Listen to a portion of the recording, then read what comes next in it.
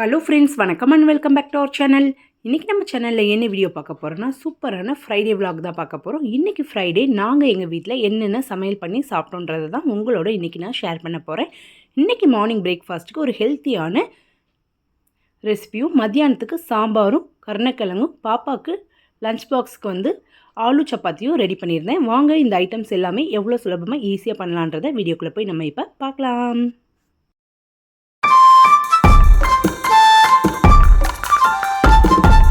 Morning எந்திரிச்ச உடனே stove on பண்ணிவிட்டு அரிசிக்கு ஒலை வச்சாச்சு. இதில் அப்படியே நான் உப்பு சேர்த்துட்டு அரிசி தேவையான அளவு லைட்டாக 2 முறை கழுவிட்டு ஊறையும் வச்சுக்கிட்டேன். இன்றைக்கி சாம்பார் வழக்கம் போல் குக்கரில் செய்யாமல் பாத்திரத்துலேயே செய்யலான்னு முடிவு பண்ணியிருக்கேன். பாத்திரத்தில் செய்யும் போது சாம்பாரோட டேஸ்ட் நல்லா சூப்பராக இருக்கும். 2 முறை தேவையான அளவு பருப்பை கழுவிட்டு புது தண்ணி சேர்த்து ஸ்டவ் ஆன் பண்ணி இந்த பாத்திரத்தை அப்படியே வச்சிடலாம். தண்ணி நல்லா ஹீட் ஆகி வரட்டும். இந்த கேப்பில் நான் இந்த பருப்பு சாம்பாருக்கு தேவையான காயெல்லாம் கட் பண்ண போகிறேன். பாருங்கள், பருப்பு நல்லா கொஞ்சம் கொதிச்சு வந்திருக்கு. இதில் இப்போ 3 பச்சை மிளகாவை கீரி சேர்த்துக்கோங்க. 4 பூண்டு பல் தோல் உரிச்சது, 2 மீடியம் சைஸ் தக்காளி சேர்த்துக்கலாம். ஒரு பெரிய வெங்காயத்தை குட்டி குட்டியாக நறுக்கி சேர்த்துக்கோங்க. ஒரு சிட்டிகை மஞ்சத்தூள், தேவையான அளவு உப்பு சேர்த்து நல்லா மிக்ஸ் பண்ணி விட்டுடலாம். நல்லா கொதித்து இந்த துவரம்பருப்பு அரை சதவீதம் நல்லா வெந்து வந்துடணும். இப்போ பருப்பு வெந்து வரட்டும். நான் ஏற்கனவே கருணக்கிழங்கை கட் பண்ணி தண்ணியில் இந்த மாதிரி சேர்த்து வச்சுருந்தேன். இப்போ கருணக்கிழங்கை வேக வைக்கிறதுக்காக ஒரு பாத்திரத்தில் சேர்த்துட்டு தேவையான அளவு உப்பு சேர்த்துக்கலாம். இப்போவே நம்ம மஞ்சத்தூள் சேர்க்க வேண்டாம், அப்புறமா சேர்த்துக்கலாம். தேவையான அளவு தண்ணி சேர்த்துட்டு ஸ்டவ் ஆன் பண்ணி இந்த பாத்திரத்தையும் அதில் வச்சுருங்க. நல்லா ஒரு கொதி வர வரைக்கும் மட்டும் கொதிக்க விட்டால் போதும். ரொம்ப நேரம் கருணக்கிழங்கு அவிஞ்சிச்சின்னா உடஞ்சிரும். அதனால் ஒரு கொதி வந்தால் போதும். பாருங்கள், இந்த சைடில் சாப்பாடு சாம்பார் எல்லாமே ரெடி ஆகிட்டுருக்கு. அடுத்து பாப்பாவுக்கு ஆலு சப்பாத்தி செஞ்சு தரப்போகிறேன் இன்றைக்கி லஞ்ச் பாக்ஸுக்கு. அதுக்காக ஒரே ஒரு உருளைக்கிழங்கு, பாப்பாவுக்கு மட்டுன்றதுனால சின்ன உருளைக்கிழங்கா ஒன்று எடுத்து கட் பண்ணிவிட்டு தண்ணி சேர்த்து இதை அப்படியே வேக வச்சுக்க போகிறேன். உப்பு அப்புறமா நம்ம சேர்த்துக்கலாம். எல்லாம் நல்லா வெந்து வந்ததுக்கப்புறமா இந்த பருப்பு பாதி வெந்து வந்ததுக்கப்புறமா இதில் பீன்ஸு, கேரட், ஒரு கத்திரிக்காய் சேர்த்துருக்கேன், 2 முருங்கைக்காய் சேர்த்துட்டு நல்லா இதை மிக்ஸ் பண்ணிக்கோங்க. மிக்ஸ் பண்ணிவிட்டு இப்போ காய் சேர்த்ததுனால காய்க்கு எந்த அளவுக்கு தேவையோ அந்தளவுக்கு உப்பும் இப்போயே சேர்த்துக்கணும். சேர்த்துட்டு நல்லா மிக்ஸ் பண்ணிக்கோங்க. பாருங்கள், பருப்பு பாதி எந்த அளவுக்கு வெந்து வந்திருக்குன்னு நல்லா மிக்ஸ் பண்ணிவிட்டு அப்படியே மூடி வச்சிடலாம். மூடி வச்சுட்டு ஒரு 5லேருந்து 10 நிமிஷத்துக்கு அப்புறம் ஓப்பன் பண்ணி பார்த்தீங்கன்னா நல்லா காயெலாம் நல்லா வெந்து பருப்பும் நல்லா இன்னும் கொஞ்சமாக முக்கால்வாசி வெந்து வந்திருக்கும். இப்போ உருளைக்கிழங்கும் தயாராகிடுச்சு, கருணக்கிழங்கும் தயாராகிடுச்சு. 2த்தையும் வடிகட்டி ஒரு ஓரமாக எடுத்து வச்சுக்கிறேன். நெக்ஸ்ட் இப்போ நம்ம கருணக்கிழங்கு ஃப்ரை செய்ய ஸ்டார்ட் பண்ணிடலாம். ஸ்டவ் ஆன் பண்ணி பேனில் எண்ணெய் சேர்த்துக்கோங்க. எண்ணெய் சூடானவொன்னே 1.5 டேபிள் ஸ்பூன் அளவுக்கு வீட்டில் அரைச்ச குழம்பு மிளகாத்தூள், 1/2 டேபிள் ஸ்பூன் அளவுக்கு மஞ்சத்தூள், தேவையான அளவு உப்பு, 1/2 டேபிள் ஸ்பூன் அளவுக்கு பெருங்காயத்தூள் சேர்த்து இதை ஒரு 2 நிமிஷம் மட்டும்தான் ஃப்ரை பண்ணணும். ரொம்ப நேரம் ஆச்சுன்னா இந்த மிளகாத்தூளோட நிறம் மாறி கலரே மாறிடும். அதனால் லைட்டாக இதை மிக்ஸ் பண்ணதுக்கப்புறமாவே நம்ம உடனடியாகவே நம்ம ஏற்கனவே வடிகட்டி எடுத்து வச்சுருக்கிற கருணக்கிழங்கு எல்லாத்தையுமே இதுக்குள்ளே சேர்த்துக்கலாம். சேர்த்துட்டு நல்லா மிக்ஸ் பண்ணி விடுங்க. நல்லா மிக்ஸ் பண்ணிவிட்டு இது அப்படியே மீடியம் ஃப்ளேம் டு சிம்மில் வச்சே நம்ம வேக வச்சுக்கலாம். நல்லா இது ஒரு 10லேருந்து 15 நிமிஷம் நல்லா வெந்து வரணும். நல்லா இந்த எண்ணெயெல்லாம் வற்றி இந்த ஈரப்பதம்லாம் வற்றி நல்லா செவந்து வர வரைக்கும் நல்லா வேக வைக்கணும். நான் இதை நடுவில் அப்படியே பரட்டி விட்டுட்டு வேக வச்சுக்கிட்டே இருந்தேன். ஃபைனலாக எப்படி இருக்குன்றதை மட்டும் நான் அப்புறம் காட்டுறேன். உருளைக்கிழங்கும் ரெடி ஆகிடுச்சு பாருங்கள். இதையும் நம்ம நல்லா மசிச்சுக்கலாம். நல்லா மசிச்சுட்டு ஒரு பெரிய வெங்காயத்தில் பாதி சைஸில் உள்ள வெங்காயத்தை மட்டும் நம்ம இப்போ கட் பண்ணி இதுக்குள்ளே சேர்த்துக்கலாம். மசித்த உருளைக்கிழங்குல கொஞ்சமாக வெங்காயம் சேர்த்துட்டு தேவையான அளவு உப்பு சேர்த்துக்கோங்க. கொஞ்சமாக சோம்பு சேர்த்துக்கோங்க. சோம்பு சேர்க்கும் போது வாசனை நல்லாயிருக்கும். ஒரு சிட்டிகை மஞ்சத்தூள் சேர்த்து நல்லா மிக்ஸ் பண்ணிக்கலாம். மிக்ஸ் பண்ணி எடுத்து வச்சுட்டேன். நான் இதில் மிளகாத்தூள் சேர்க்க மறந்துட்டேன். அதனால் வீட்டில் அரைச்ச மிளகாத்தூள் ஒரு 1/4 டேபிள் ஸ்பூன் அளவுக்கு சேர்த்துருக்கேன். சேர்த்து திரும்பவும் மிக்ஸ் பண்ணிக்கலாம். இப்போ உள்ளே வைக்கிற ஸ்டஃப் ரெடி ஆயிடுச்சு. நம்ம மாவு ரெடி பண்ணிடலாம். ஒரே ஒரு சப்பாத்தி தானே செய்ய போகிறோம். அதுக்காக நம்ம அதிகமான மாவு எடுக்க போகிறதில்ல. ஒரே ஒரு குழிக்கரண்டி அளவுக்கு தான் மாவு இப்போ நான் எடுக்க போகிறேன். இதுக்கு நடுவில் பார்த்தீங்கன்னா சாம்பார் பாருங்கள் எந்த அளவுக்கு பருப்பு நல்லா சூப்பராக முக்கால்வாசி வெந்து வந்திருக்கு. இதில் 1 டேபிள் ஸ்பூன் அளவுக்கு வீட்டில் அரைச்ச குழம்பு மிளகாத்தூள் சேர்த்துக்கலாம். சேர்த்துட்டு நல்லா மிக்ஸ் பண்ணி விடுங்க. மிக்ஸ் பண்ணி விட்டுட்டு திரும்பவும் மூடி வச்சிடலாம். இது கூடவே நான் இன்றைக்கி வந்து இந்த சாம்பாரில் மாங்காவும் சேர்க்க போகிறேன். அதனால் மாங்காவும் இந்த ஸ்டேஜ்லேயே சேர்த்துற போகிறேன். சேர்த்துட்டோன்னா மாங்காவும் சேர்ந்து நல்லா சூப்பராக கொதித்து வெந்து நமக்கு வந்து வந்துடும். மாங்காய் சேர்க்குறதுனால நான் இன்றைக்கி வந்து சாம்பாரில் புளி சேர்க்கலை. சேர்த்து நல்லா மிக்ஸ் பண்ணிக்கோங்க. மிக்ஸ் பண்ணி மூடி வச்சிடலாம். நல்லா இந்த சாம்பார் வெந்து வற்றி வரட்டும். நம்ம இப்போ வந்து சப்பாத்திக்கு ஏற்கனவே ஸ்டஃப் ரெடி பண்ணிட்டோம்ல, இப்போ மாவு ரெடி பண்ணலாம். மேல் மாவு.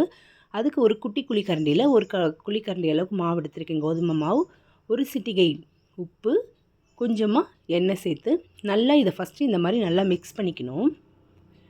மிக்ஸ் பண்ணி நல்லா இதை எல்லாத்தையும் ஒன்று போல் இந்த மாவு சேர்ந்து வந்ததுக்கப்புறமா எந்த அளவுக்கு தண்ணி தேவையோ அந்த அளவுக்கு தண்ணி சேர்த்து நம்ம மிக்ஸ் பண்ணிக்கலாம். தண்ணி சேர்த்து நல்லா அழுத்தி தேய்ச்சி நீங்கள் மாவு பிணைஞ்சிங்கன்னா சப்பாத்தி வந்து மத்தியானம் சாப்பிடும் போது கூட நல்லா சாஃப்டாக இருக்கும். நல்லா இழுத்து தேய்ச்சி நல்லா இந்த மாதிரி நான் ரவுண்ட் பண்ணிக்கிட்டேன். ரவுண்ட் பண்ண சப்பாத்தி மாவை கோதுமை மாவில் ஒரு வாட்டி மிக்ஸ் பண்ணிவிட்டு நல்லா இந்த மாதிரி தேய்ச்சி எடுத்துக்கிட்டேன். தேய்ச்சி எடுத்ததுக்கப்புறமா நம்ம ரெடி பண்ணி வச்சுருக்கிற உருளைக்கிழங்கு ஸ்டஃப்பை உள்ளே சேர்த்து நல்லா இந்த மாதிரி மூடிக்கலாம். எல்லாம் ஒன்று போல் சேர்ந்து வர மாதிரி நல்லா இதை வந்து எல்லாத்தையும் கவர் பண்ணிவிட்டு அப்படியே திரும்பவும் ஒரு வாட்டி கோதுமை மாவு இருக்குல்ல, அந்த கோதுமை மாவுக்குள்ளே நம்ம இந்த மாதிரி பிடிச்சி வச்சுருக்கிற மாவை திரும்பவும் ஒரு வாட்டி டிப் பண்ணி எடுத்துகிட்டு நம்ம தேய்ச்சி நம்ம வந்து ஸ்டஃப்டு சப்பாத்தி சுட ஆரம்பிச்சிடலாம். அவ்வளோதான், ரொம்ப சுலபமாக செஞ்சிடலாம். செம்ம டேஸ்ட்டாக இருக்கும். இந்த சப்பாத்தியை வெறும் வாயிலையும் சாப்பிட்லாம், ஊறுகாய் வச்சு சாப்பிட்லாம், இல்லைனா தயிர் வச்சு சாப்பிட்லாம். இன்றைக்கி நான் பாப்பாவுக்கு வந்து தயிர் வச்சு தான் கொடுக்க போகிறேன். இப்போ வந்து மாவு தேய்ச்சாச்சு, கருணக்கிழங்கும் ரெடி ஆகிடுச்சு பாருங்கள். நடுவுலேயே நான் வந்து 4 to 5 6 வாட்டி நல்லா இதை மிக்ஸ் பண்ணிக்கிட்டே இருந்தேன். பாருங்கள் நல்லா செவந்து எந்த மாதிரி வந்திருக்குன்னு.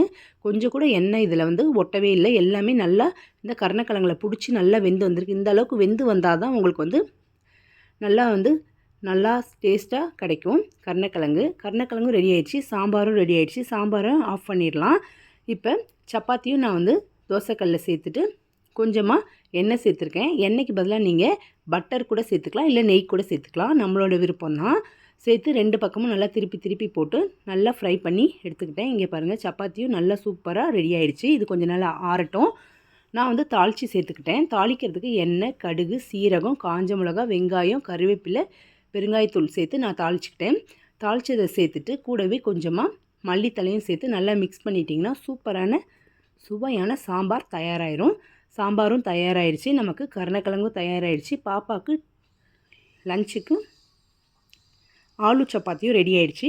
காலையில் பிரேக்ஃபாஸ்ட்டுக்கு சூப்பரான சம்பா கோதுமையில் ஒரு பிரியாணி பண்ணலாம். அதுக்கு ஸ்டவ் ஆன் பண்ணி குக்கர் வச்சுக்கோங்க. எண்ணெய் சேர்த்துக்கலாம். எண்ணெய் சூடானோடனே சோம்பு, பட்டை, கிராம்பு, இலை, ஒரே ஒரு பச்சை மிளகா, ஒரு சின்ன வெங்காயம், தட்டுன இஞ்சி பூண்டு சேர்த்து 2 நிமிஷம் நல்லா வதக்கிட்டு இது கூடவே கேரட், பீட்ரூட், உருளைக்கிழங்கு, பீன்ஸ், தேவையான அளவு உப்பு சேர்த்து நல்லா இது 2லேருந்து 3 நிமிஷம் நல்லா பிரட்டிக்கலாம்.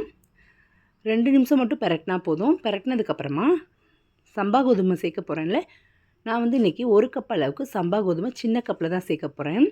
நம்ம காய்கறிகள் அதிகமாக சேர்த்துட்டு நம்ம என்ன சாப்பிட்றோமோ அந்த அரிசியோ இல்லை சம்பா கோதுமையோ ரவையோ அந்த மாதிரி ஐட்டத்தை கம்மி பண்ணிக்கிட்டோன்னா நம்ம உடம்புக்கு ரொம்ப நல்லது.